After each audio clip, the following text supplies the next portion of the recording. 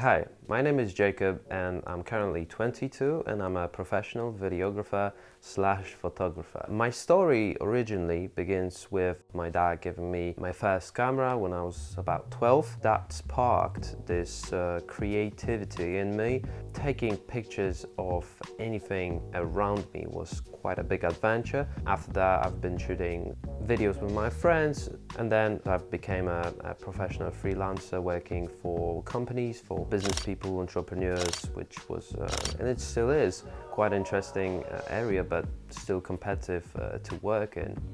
My first big source of learning was, of course, trial and error, but also YouTube videos that are very useful. I would take my camera outside, check different settings, different parameters. I would really play around with the very first camera that I get, and every single camera that I can get my hands on. Even after a year of using this camera, I still didn't know all the features and all the little tips and tricks that you could do within the camera itself, Skillshare or Lynda.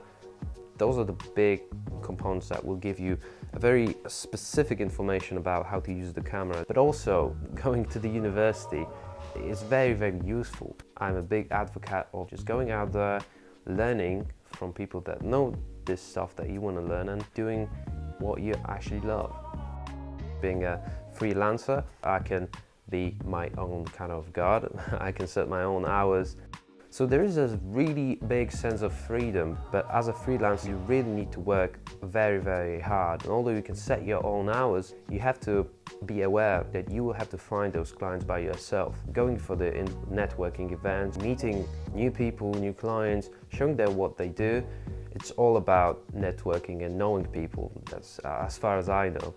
Also, traveling is a big pro of being a freelancer. You can travel wherever you want to the world. So that really depends what you are looking for and what your aim is in a certain sense of this photography and cinematography world. I also love taking drone footage, whether it would be photography or videography.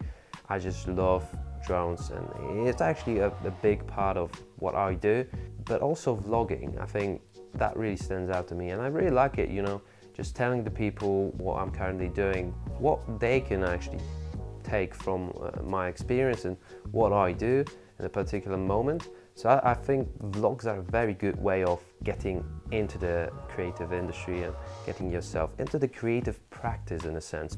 Tutorials on YouTube, I do tutorials because, taking knowledge is nice, but actually giving it back to people is what I'm actually passionate about. The reviews on YouTube, I actually like to do them a lot, whether it would be technology or new camera gear. That's something that I'm really passionate about, and it actually gives me a sense of fulfillment when I'm talking about the cameras. And I see a lot of stuff that I haven't implemented in the videos and what I have to learn as well. So when you teach others, it allows you to teach yourself as well even more.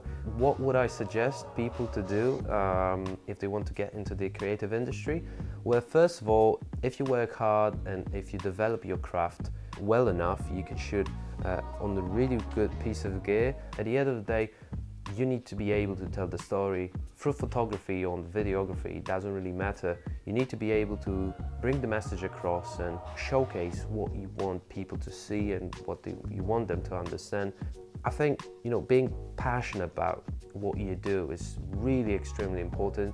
Just be patient, get as many opportunities as possible, and just remember that learning strategically and making small incremental steps, I think it is really essential, and that will provide you with knowledge that you need to get in order to pursue a successful career as a cinematographer or a photographer as well.